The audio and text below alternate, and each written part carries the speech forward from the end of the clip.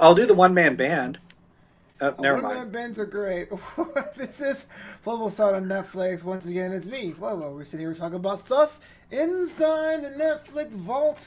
Original series and things are on the platform, even though things can shift. I am having the time of my life, and before we get to today's show, I just want to say from the bottom of my heart, thank you so much for supporting the show by being a member of the Boyce crew at patreon.com/FloboBoys to get access to this show at least 2 weeks early. But I'm not alone for this adventure. I'm being joined by, yes, I did say this last time, and I do mean it this time, film scholar Ralph Eichenlaub. How you doing, sir? Who? I'm good. How are You. you doing, buddy? Man, I'm all right. It's crazy. It's the first holiday season post to 2020 thing, and there's part of me that's like cool with it because I can sit down and be one with all my sad Christmas music. But on the other side, you still want to see your family in the flesh, so I'm kind of adjusting to that. What about yourself? I'm hanging in there. My family and I, we do Christmas and Thanksgiving together. So I actually braved the whole airports and everything, and I went to New York. And within 10 days, I've had 3 COVID tests. My nose is getting pretty used to it now, but Yeah. it is a little bit different. For people in San Diego, I was at Balboa Park, and it's just not the same because there's no December nights this year. But all things considered, it could be a lot worse. So I'm very, to make it to be cheesy, I'm grateful for the blessings that have been bestowed upon me in this harsh time. Yeah, I'm glad that you had some, I guess, good fortunes, or I guess par for the course fortunes, giving what the alternatives are. But you did mention family, and we have ourselves a family drama that twists and turns among generations. This one, The Devil All the Time, which I can't say I've seen it too much of, but I remember reading a couple months back that, hey man, Robert Pattinson in this movie and he's crazy. You selected this movie actually. I wouldn't have even checked it out if you hadn't let me know about it. Let's walk me through the reasoning about that. Like, what about this film stuck out to you when you suggested it? Well, honestly, it just came down to I sometimes associate actors with roles that they play, and even when I'm like talking through the plot summary and stuff, I refer to and this one has a whole shebang of them. So it's like I'm like, Pennywise was father to Spider-Man, and there was Sheriff Winter Soldier, and John Yeah. Connor was there, and Reverend Preacher Twilight guy. So what was appealing to me was Bill Skarsgård and Tom Holland as we famous roles that they played are Pennywise and Spider-Man. And honestly, it just came down to another movie with them. I really haven't seen anything else. And then I checked out the trailer, and that was enough. Oh, well, yeah. You know what? It's funny that I mentioned this to us on text before the show. I said, I guess I'm the worst at that. I'm like the worst at saying, oh, it's that guy from that thing. I'm usually, he kind of looks familiar. And I can tell you what, maybe a testament to his skill. Like Sebastian Stan, I saw no traces of Winter Soldier. I guess maybe just me. Maybe I'm just easily impressed. Yeah, But the performances here are pretty top notch, up top to bottom, I thought. What about you?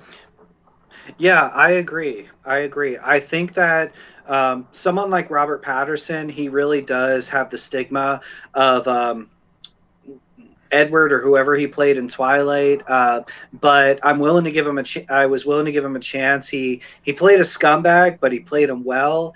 And I mean, since he is going to be playing my beloved Batman, I want him to do well in that. So I'm hoping that he has more range than the Twilight stuff. So it's just one of those things that you really want the best performances out of everybody. And we also get a little Harry Potter with Roy, played by Harry Melling, who was Dudley in the Harry Potter series. A lot Oh, of a lot of a lot of names and a lot of big movies in this one. yeah, and that's a testament to Netflix's skill of pulling in the heavyweights. So this one here is based on the book of the same name by Donald Ray Okay. Pollock, who is the narrator of this piece, which threw me off. Mm. I thought it was Sam Elliott for the first 20 minutes. I thought it was him. But I was little, and I guess it's my first like hang up, I guess, of the film, and of which I want to say that this is kind of my even review. I'm not here to bash it. I'm not here to praise it. It's Mm. there are many different movies or adaptations of novels, but this one felt like it was a visual novel. The way the chapters were laid out, the way the structure of it all, having the Mm. characters interact, be on ice for 20, 30 minutes at a time. Just walk me through like the overall structure culture. As someone who writes, who's written as a film scholar, like how does that like work for you when you're sitting in an audience? How did the film The structure work structure. out for me? Yeah. I thought it worked out pretty well. You know, it is very chapter based, where it focuses on Willard first and Arvin as a child, and then it moves to Arvin. And I literally was texting you the question. I'm trying to see how Bodeker and Sandy and Jason Clark, who played Carl. I see him as John Yeah. Connor in Terminator. He's Like, I knew Detective that. Wysocki to me.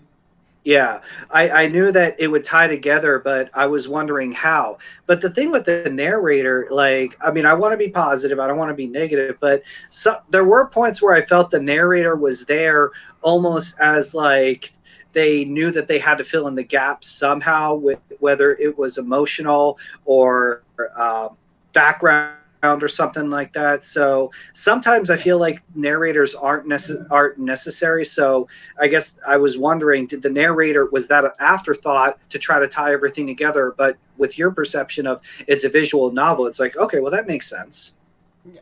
Or maybe there's some backroom deal like, look, man, for us to adapt my book, please put me in the movie. All right, you can read it. Sweet. Yeah, I'm totally doing hearsay here, conjecture, if you will. No, I think you're yeah, right. I was on board. Of course, Willard, his story ends, I would say, at 25 minutes. At least it feels that long. So there is a yeah, kind of like a jarring effect going, oh, wait, it's a shifting narrative. Like, once you see Willard seeing the crucified Marine, I thought it was going to be his story, coming back from the war and dealing with his yeah, family yeah, in this town that is so desolate, but they're a community in Knockemstiff, or wait, was he on the other side? Or he was on I think he was on the Knockemstiff side.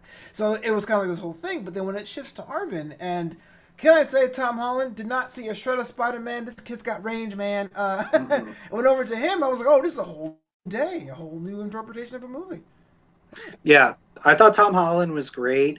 I like thinking back on it. It wasn't so much was I wondering was there Spider-Man in it, but was there how I can't really remember. It was like how his Southern accent was compared to say his um, natural British accent. But he did well. Like I wasn't really cognizant of that. I thought that Tom Holland. I mean, that guy's got a great career ahead of him. Sure. I thought it was pretty interesting too. Was talking about southern accents. I also having Robert Pattinson have a different interpretation. I mean, he's written as being from Tennessee, so there's going to be some regional differences. But I did feel like Tom Holland's character did feel like acting as much to me. So the question I have for you though, when someone like myself, a lay person, even though I went to film school, I'm kind of like I love big movies that explode. When I say someone has a great performance, is that kind of handcuffing like the craft?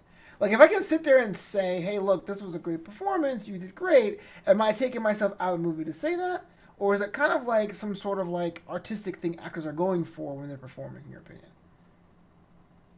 I would hope that that's what they're going for, because it kind of goes along the lines of, yeah, my first knee jerk reaction is to associate a lot of these people with their previous roles, and that's just a knee jerk reaction. Plus, but it's also a fandom thing, because I love the Marvel universe and the It franchise, Harry Potter, Terminator, blah blah blah.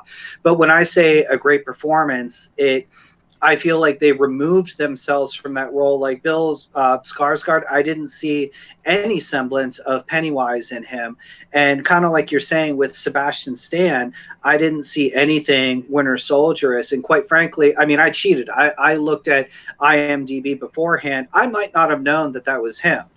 Sure. So considering that all these people pulled themselves away and I didn't see them, and that you know I feel that a great performance means that they were able to make the character believable. Right, but this stepping away from the actors and players in this one, this is a very particular niche in this genre. Because again, before we went live, you were asking me whether or not I would recommend the film. I think this is like the big question we have to ask ourselves, because on one hand, I really did like the idea of the story, and having these small towns that are earnest workers, or even really religious, maybe to a fault, trying to make do with what they had, and it's a kind of intergenerational family piece that I would instantly recommend. You got to watch this movie. But life and death and the nature of murder in this case is done so oftenly and so handedly, I would feel kind of a bit of like hesitation to recommend, say, an older family member who may be into family dramas, and because it takes place in this kind of like this offbeat town, I'm not sure the younger fans would be into. So I enjoyed this film, but I don't know who you think it's for. Like, what is the intended audience of this one? That is a good question, especially to your point with the religious corruption, the unfortunate, like, there misogyny all over the place in this movie. And unfortunately, a lot of the knee-jerk reaction is to say, well, that was the times, but that it doesn't make it acceptable. And I think that religious zealots are often being called out in the world of film. You have movies like Spotlight, and then this one where it was just these religious men were just abysmal with how they treated women, how they treated people in their parish, and plus you had people that basically felt like they could make deals with God. You have the unfortunate with Willard offering the sacrifice of poor Arvin's dog to help save his wife. And then you had Roy, who thought that he could kill his wife and then resurrect her. It's just messed up all over the place. Yeah. It is interesting that there is that through line of religion and what people think. And I do mean, like, with their perception of what God can and can't do. And we've done nefarious things. Not to say that religion is defending that, but rather that in your interpretation, sometimes you may act out thinking you're acting on behalf of God, and then, of course, you have your own consequences. And that's something that it opens up a conversation. I can see how someone may be offended of the way that's portrayed, especially in this country where we do tend to see that there's a division between secular entertainment and faith-based entertainment, if need be. But ultimately, the villains, the bad people, do get their comeuppance, unless you consider Arvin a bad guy. So, question for you: is Arvin a bad guy? That's a hard one, because since we're pretty much spoiler alerting this whole conversation, it, like, at the end when the one sheriff is calling the other sheriff and he basically is reporting him for murder, but then he pretty much justifies one of the murders that he does. So it just goes to show you the shades of gray that everyone had in this, with their actions. I mean, you kind of look at, like, Willard's first scene was he found a soldier that had been crucified and he ends his life. Was it did he murder him, or did he release him from the pain? And you had Lenora, who the narrator made a point to say that she didn't actually kill herself. It was an accident, and she was good with her place at the Lord when she passed, but then she had the stigma that she killed herself, which was seen as, like a huge bad thing amongst the town people. So it's hard to say if he was a good or bad person, because everyone in this movie, I can't think of really any character that didn't have some shades of gray in them. Well, maybe Charlotte, Willard's wife. Right, of course. She was trying to be the doting mom as much as she could, and she found her ultimate demise. And I was debating that too. I felt like you want to root for Arvin, so I guess he's our protagonist, and he does some bad things, but he's definitely motivated by the environment around him. So that's why I sit with that. It's almost kind of funny because I had the subtitles on, and because the other sheriff that was calling Bodiger to report him, it sounded like Arvin to me. So I'm like, is Arvin turning himself in? There were little bits where he's like, well, the preacher kind of deserved it, and he even made a point to say, nice kid, good looking. It's kind of like, is Arvin Right. like kind of pumping himself up? But that's where that's where subtitles kind of save you from being an idiot sometimes. Because what I heard, it's like, wait a minute. Yeah, that's a whole other movie. Yeah. Like he sure is nice. It's like lifting weights in the background. But Being then on the run. he looks surprised, and I'm like, well, why is he surprised? He called himself. Oh yeah, it was a Yeah. sheriff. Did you have a particular scene that stood out for you as like being like a exemplary example of awesomeness? Well, awesomeness isn't the word that I would use. Um, I to phone it in a little bit, I kind of liked the ending scene when Arvin was in the car with the with when he hitchhiked, and how it's like I was just kind of amazed that he went through all of this stuff, but he was just able to fall asleep to put it all behind him. And like I kind of thought it was interesting, and I kind of thought, was the hitchhiker going to do something to him now to give us that shock ending, or is it just going to end? Because they wrapped everything in a nice little bow, and the narrator's giving it away. But I'm just wondering, it kind of gives the question, how do you sleep at night? It's like, how did Arvin just sleep knowing after everything he did? Yeah, let me ask you. I was going to answer my first question. Before I do that, I want your opinion Sure. about the ending. I liked it. I think it was great, but it did seem the showdown between Arvin and the sheriff wasn't necessarily necessary. But I mean, I'm glad I got it. It's great, but I feel like it wasn't necessary. Was it necessary in your opinion?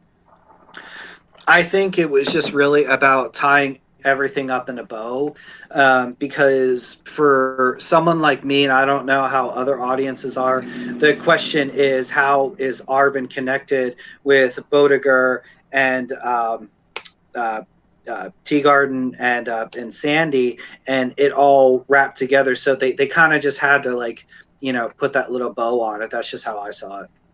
Ah, fair enough. The one scene I really liked is when, personally, is when Arvin went to go avenge Lenore and beat up the bullies one by one. Mm-hmm. And I don't want to sound Pick like your this, but spot. yeah, he picked your spot, and true to Yep. form, the camera movements really mimicked a predator going after these bullies. It felt like a horror movie in Yeah. there. That was a nice, cool little like diversion. Because traditionally, I'm not a big horror movie fan, but the camera work there was great. I was like, it's such like the worst Yeah. nightmare type deal. uh, Yeah, I can agree with you. Like, especially with the bus, where the guy, like, you hear the noise and then you just see him get yanked off. You're yeah, right. I didn't really think about it like that. sort of like Camp Crystal Lake. Like, hey, check out the noise. Okay, getting pulled out. You never check out the noise. It's just the wind, man. So here it is, man. I gotta ask you the question. Well, three questions. Do you like it? Do you recommend it? And what score would you give it? Yes, yes, and I'm teetering between a 7.5 and an 8, because there's just something about the tying everything together. Like, I was wondering, did they give too much backstory to the non-Arvin family stuff, or did they not give enough to make it a really interwoven story? Because when I think back on it, everything with Bodiger and Tea Garden and Sandy, I'm just wondering, was it enough, or was it too little? But it felt unbalanced. And Yes. I'm a huge fan of interwoven stories, and I'm okay with longer run times, like movies like Shortcuts and Magnolia. So I think that this movie could have been that if they would have maybe fleshed out things. I mean, I am saying it maybe could have had a longer runtime, but be a more effective story. I am like you in the same boat. I was watching it, giving it 7.5, and I watched it at the time of this recording about 3 days ago. And so I was about Hmm. to give it 7.5, but the more I thought about it, I'm about to bump it to 8. And the reason being is one, and in this day and age where there's a lot of disposable entertainment, it still sticks with you, which says a lot. And Hmm. two, it to your credit, it could have been fleshed out. I guess I went the other way, maybe a bit more cynical. but I figured there was some lot of plot threads and family stuff left open to do like a TV series or a spin-off prequel, another time Yeah, period type jump kind of a thing. What I did like about the movie, I did like the movie. I hesitate recommending it to any particular person. This could be the one where I just love it, all flaws and all.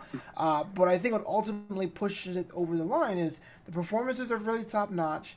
The yeah, world is very believable, despite the fact of there's undercurrents, like you said, racism in the South, for example, is not really addressed in this. But for what it is, it's pretty realistic. It's a nice time period piece. You kind of felt enthralled into it. It takes a lot to build that world, and I love the knockoff Sam Elliott and soothing yeah. narration. So I'm gonna go with an 8 with this one. You say Sam Elliott to me, it sounded a little bit like the narrator in Sons of Anarchy. Oh yeah, I forgot about that Yeah, guy. but for a Christmas twist, that was actually the one of the yuppie neighbor Todd in the movie National Lampoon's Christmas Vacation. So Oh you know really? the whole I don't know Margot. That is the voice of Sons of Anarchy. Wow, it's that proof you can't get typecasted when it's out there. Yeah, you right now, as of this recording, you can check out Devil of Time on Netflix. Of course, like most shows in this canon, it is an original movie on that platform. Well, thank you so much, Ralph, for coming here and just asking all my crazy And questions. I appreciate that. But if somebody it wanted was my to, pleasure. oh yeah, thank you so much. But if someone wanted to like learn the stuff you're doing, because at your channel on YouTube, you're doing these discussions all the time, and it's so awesome to check out your stuff. And I gotta put my own game up because I don't do like the cutsy stuff you do. But if I wanted to follow you, how do I do that? I mean, you can look up my name, Ralph Eichenlaub, on YouTube. I do a little thing called Just an Opinion. Haven't really put out too much content since I was joined by some Ham and Egger, and we reviewed the Fast and the Furious movies. Yeah, Yeah, I was it on was that that. one. Yeah, it was. It was. So I haven't done too much, and it's kind of like you and I were talking today. It's like we have more time to really put out content, and it's like, but then we forget, and we're just watching TV. Yeah, that's usually how it is. I Yeah. can't wait to get on that show because that's gonna be award winning soon, and I want to be in the ground floor. So, this is Flobo Oh, Saw on Netflix. But I would be I back don't know though. I where meant to I change the don't know where the name. award winning's coming from. I'll probably make one out of I, cardboard. I was going to say, even though this is Flobo Saw on Netflix, I want you back here so you can sit here and talk more films down the yeah, pipeline. yeah, That does it for anytime. us, man. I want to stalk All you on right. Twitter too. How do I do that? On Twitter, Yeah. I am Mentis1 on Twitter, but I'm a little bit more active on Instagram because my second favorite thing to do other than movies is cooking. So I do a lot of cooking videos on there.